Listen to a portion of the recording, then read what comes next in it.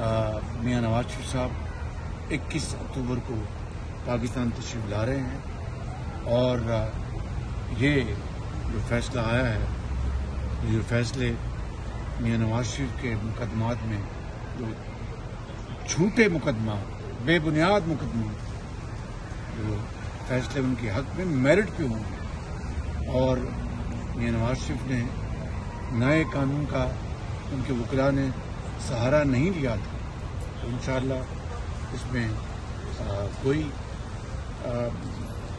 وجہ نہیں کہ انشاءاللہ میاں صاحب اللہ تعالیٰ کے فضل و کرم سے 21 اکتوبر کو پاکستان وہ تشریف لا رہے ہیں۔ میاں صاحب ریٹائر ہو گئے، مندیال صاحب جا رہے ہیں، آپ کو کیا لگتا ہے کس کے انفلوئنس میں وہ فیصلے کر رہے تھے؟ یہ میں اس بارے میں کچھ نہیں کہوں گا، میں سمجھتا ہوں کہ بہت کنٹروورشل فیصلے کیے انہوں نے۔